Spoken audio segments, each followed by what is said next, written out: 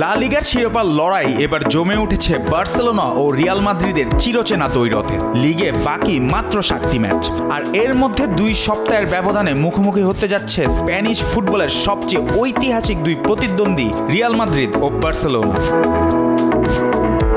লা লিগার দ্বিতীয় এল ক্লাসিকো অনুষ্ঠিত হবে 11 মে কাতালানদের হোম ভেন্যু অলিম্পিক স্টেডিয়ামে। যদিও এখনো লা লিগার পক্ষ থেকে আনুষ্ঠানিক ঘোষণা আসেনি, তবে লিগের অফিসিয়াল সম্প্রচারক মুভি স্টার এই সূচি নিশ্চিত করেছে।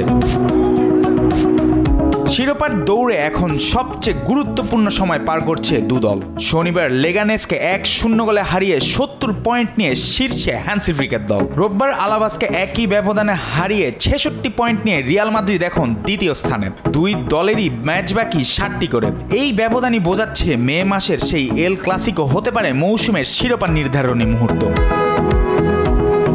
এই ম্যাচের আগে আরও একটি এল ক্লাসিকো রয়েছে 2 দলের সামনে। 26 এপ্রিল সেভিয়ায় কোপা দেল রের ফাইনালেও মুখোমুখি হবে রিয়াল ও বার্সা। অর্থাৎ 2 সপ্তাহের ব্যবধানে 2টি এল ক্লাসিকো, যেখানে একটি লিগ অপরটি কাপ ফাইনাল। স্প্যানিশ ফুটবল ভক্তদের জন্য এ যেন ফুটবল উৎসবের মৌসুম।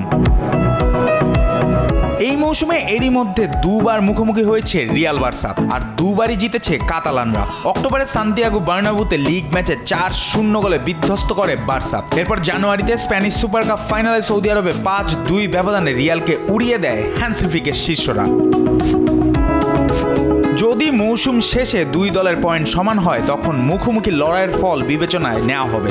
সেই হিসাবে বার্নাব্যুতে বার্সার 4 গোলের জয় হতে পারে বড় ফ্যাক্টর। এমনকি রিয়াল যদি দ্বিতীয় ক্লাসিকোতে 3-0 গোলেও জেতে, তবু হেড টু হেড গোল ব্যবধানে এগিয়ে থাকবে বার্সা। এই মৌসুমে 2 দলই আছে ট্রেবল জয়ের পথে, লা লিগা, কোপা দেল রে ও চ্যাম্পিয়ন্স লিগ। তবে ইউরোপের মঞ্চে একটু পিছিয়ে পড়েছে রিয়াল। কোয়ার্টার ফাইনালে প্রথম লেগে আর্সেনালের কাছে 3-0 গোলে হেরে বিপাকে পড়েছে কার্লো আনচেলত্তির দল।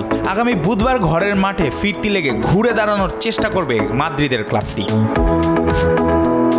অন্যদিকে দুর্দান্ত ছন্দে বার্সেলোনা। ব্রুসিয়া ডর্টমুন্ডের বিপক্ষে প্রথম লেগে 4-0 গোলের দারুণ জয় তুলে নিয়েছে ফ্লিকের শিষ্যরা। ফিরতি লেগ মঙ্গলবার রাতে জার্মান ক্লাবটির ঘরের মাঠ সিগন্যাল ইদুনা পার্কে।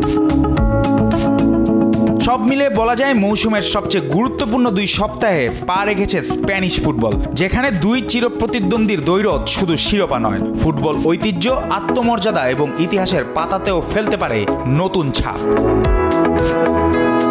জুবায়ের নূর, স্পোর্টস ডেস্ক, দেশ টিভি।